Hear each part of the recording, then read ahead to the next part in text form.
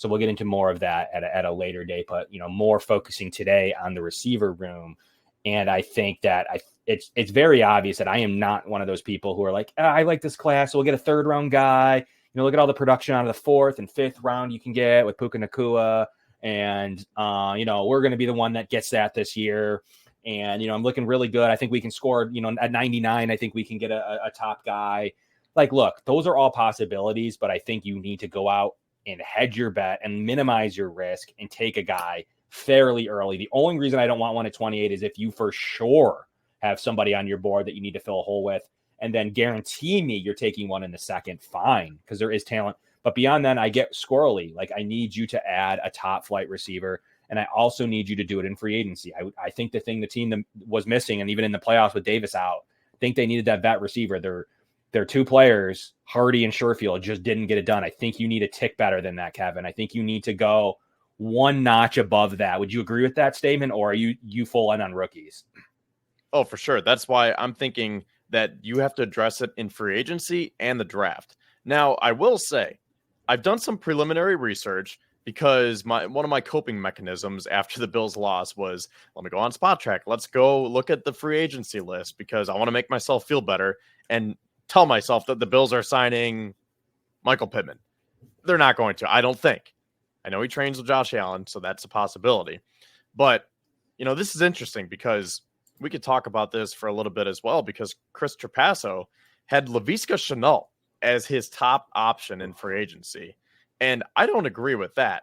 But his second and third options were my first and second, Noah Brown and Kendrick Bourne. Because for the reasons that we just laid out, I don't think the Bills are going to have a lot of money to work with, first of all. And second of all, how they address free agency determines how they address the draft. Because if you go out and sign someone like Michael Pittman, you are giving a big contract, a big term, and a lot of financial, whatever it's called. You're putting a lot of finances into that investment. Yeah, thank you. So you're investing a lot in that player, which means you're probably not going to draft one early. So if they sign someone like a Mike Evans or a Michael Pittman, that means they might draft defense again, because why would you spend all that capital on a first-round pick? So that's why I think that I want to see them go be the bargain bin, not necessarily Trent Sherfield, Deontay Hardy, a tick above. That's what I'm saying. Kendrick Bourne, Noah Brown, veterans, stretch the field vertically. And that means that, A, you did fill those holes, but based on the BPA, best player available, you can still go draft that wide receiver one without feeling that you put too much capital into that position. I think those are some interesting names. I would go I think Noah Brown's in the right range. Kendrick Bourne just has not put together. He's had some good moments. I just don't know, if he really, I would go one slight tick above that. So before you get into I just don't think they can play in the Curtis Samuel. I've seen Curtis Samuel float around a lot. He's still at a projection of 11 million. Maybe he'll get a tick less than that, but I am nowhere near that for him. I'm sorry. I think he's a nice player, could be nice. He's had some moments. He's still only getting 500-600 yards. This isn't a situation where you're getting a Pittman. I'm out on him at that price. I'm even more out on him than I am Gabe Davis or Calvin Ridley or Pittman. I'm out on that range of player, like Tyler Boyd, for instance, or I just don't think that's the right style of player. That 9 to 12 million, you might as well get a guy that's better than that if you're going to spend that type of money, unless they really aren't going to cost money. Their market is really sunk. Josh Reynolds is interesting to me. You kind of he was really good all year. Had a couple goofy plays there in the NFC Championship game, but he was really fairly solid this season, and I think he'll cost a tick less than Curtis Samuel. And he played a little bit better to me than a Noah Brown. 608 yards, 5 touchdowns. You look at Odell Beckham Jr., what's going to happen with him? He was an interesting one that this team has courted in the past and likes. What did he do for himself? Could he finally see himself onto the Bills? That's an interesting discussion of a guy that you could get at this stage finally, that yes, he made about 15 million AAV last year. Is he more now in that 7 range? Where is he? Because that becomes interesting there. I like KJ Osborne a lot, but he's younger, and his projection, he had a really good time filling in for Jefferson. I think that with his age, he's going to get a tick too much, but then you kind of wind up in that Darnell Mooney range. So he's kind of interesting, take a lot of snaps, only had 414 yards and 1 touchdown this year. Projected probably for more than you'd like. So like at some point you got to land somewhere. And that's what's interesting about this free agency class, because to me it's better than usual. Like you got guys like Mike Evans, and you're probably going to have a cap casualty in Keenan Allen. What happens with him? And you have just so much talent sitting at the top of this board. Pittman, Calvin Ridley, Gabe Davis, T. Higgins, than you normally do. Like those guys, like the best player usually is like one Christian Kirk and not much else, like Alan Lazard. Like there's not much else there. So those are a lot of good options. So that's maybe like Marquise Brown's another one. Like he is a pure scheme fit. Like why wouldn't I pay for Marquise Brown over some of those names like KJ Osborne or some of those guys that I think are going to get a little bit more than they should, like Mooney. Like I don't really know where the difference is there between some of those guys, and even Josh Reynolds, Curtis Samuel. Like at some point it's like, I mean, Marquise Brown's just better and would do a lot more for this offense, in my opinion. These guys can, with the cap the way it is and these winning teams, like somebody's going to be left out in musical chairs. And that's really where I'm focusing on, like a Marquise Brown, to really watch his market. And if he's one that gets paid, for instance, okay, let me continue to watch the market. What's going on with OBJ? What's going on with Josh Reynolds, Curtis Samuel? Where are those guys going to end up? Because I'm really focusing Mooney, because I'm really focusing Tyler Boyd, Keenan Allen. If he gets cut, he's owed a lot of money. So the Chargers can say whatever they want about keeping him. Even if it's not the Bills' number one option, he's going to play a role in where he goes, thus opening up another receiver. But I think that there could be some really solid interest if he's released, and the Bills could really decide that they want to go that route. The Chargers saved $23 million letting him go. We talked about Diggs' 13. It's about double that. So it's tough to me to think that he's going to be on the roster at $34 million. They'd have to basically give him a pretty sizable extension at 32 years old in order to lower that cap hit, give him enough years. I guess that could be in the card, but they're a team that's $60 million over as well. I think I see him hitting free agency. So are you still feeling like you want to be more in that Kendrick Bourne range, or is one of those names like, maybe I want to entertain that if we could get there? I don't want to lock into a specific player just yet, but I do want to lock into a specific price range, because I think anywhere between 4 and 8 million is what we're looking at. Maybe even 5 to 9, somewhere within that range. Because if you look at last year's free agency class, Trent Sherfield and Deontay Hardy, they were in that $2 to $4 million range. And that was clearly not enough, as we saw in the divisional round. But I think it's too much if you're going double digits. And that's why I said even 8 or 9 million might be pushing it based on the quality of players. So that's why I think the Bills are out on Mike Evans, Michael Pittman, T. Higgins, Keenan Allen, to your point. So I think that sweet spot is anywhere between $5 and $8 million. So is that Kendrick Bourne? Is that Noah Brown?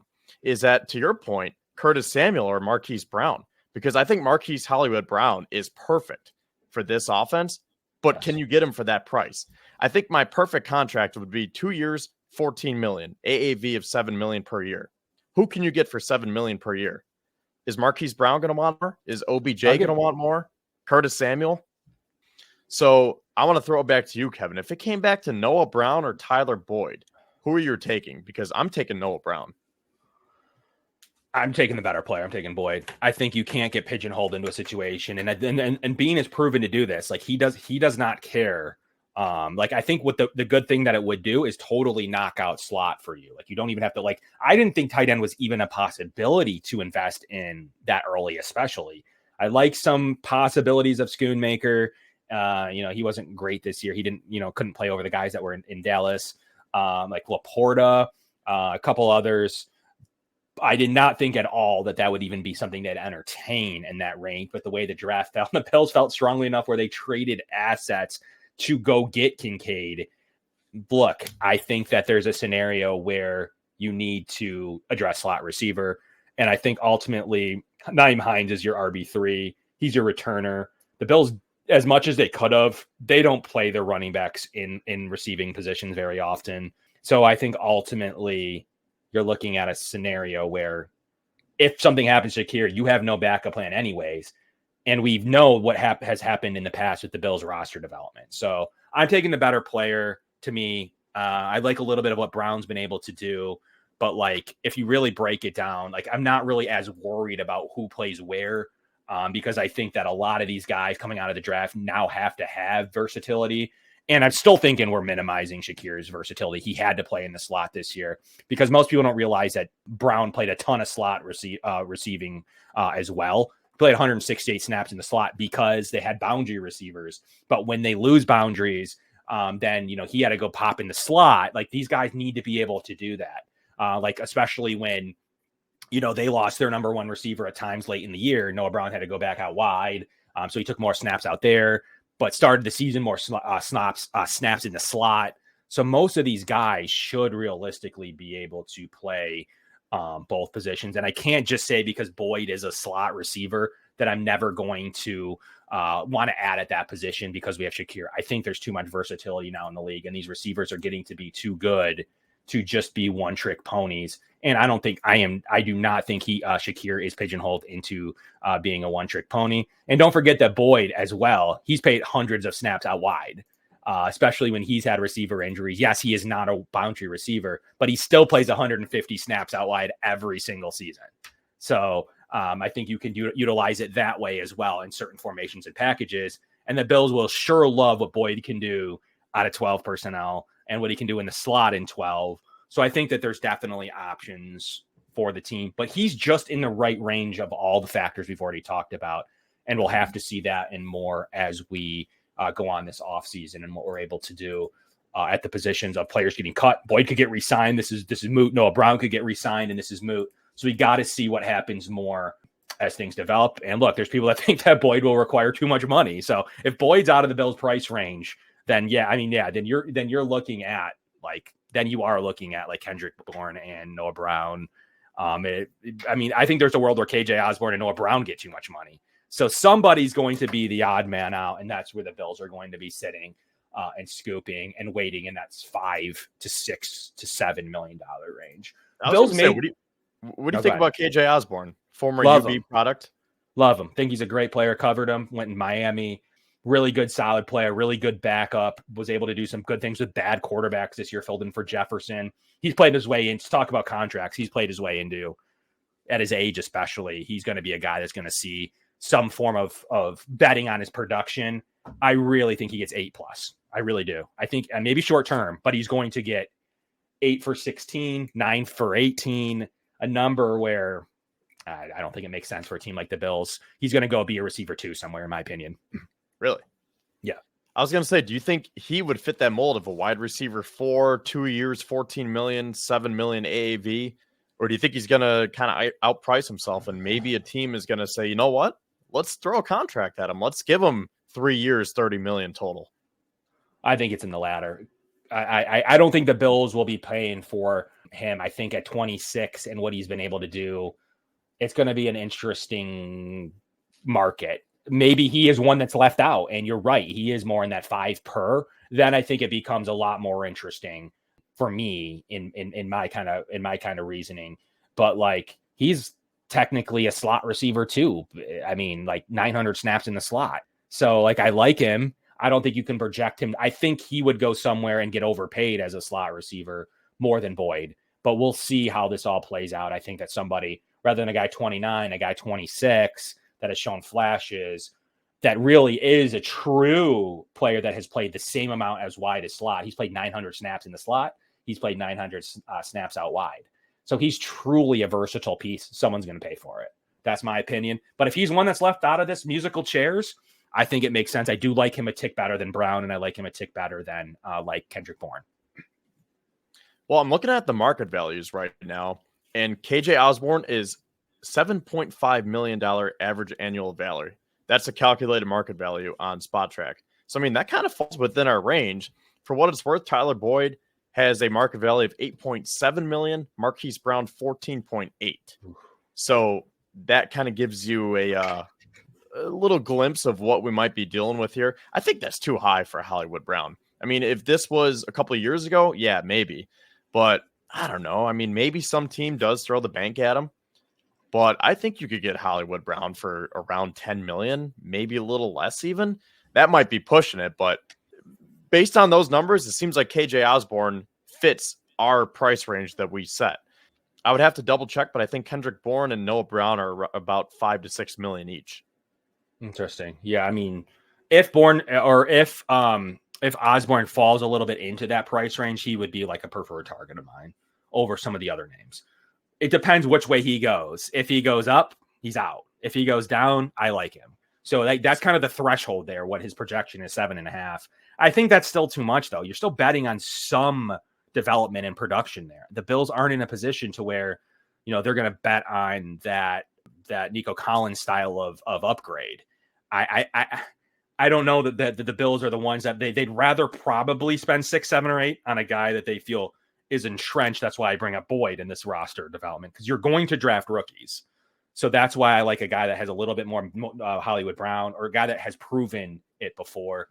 You're paying a little bit for a potential with Osborne, and that's why it's a tricky prediction of 7.5. That's kind of like the over under. Like, sure, he could go way under, but I still think that there's a chance that he goes over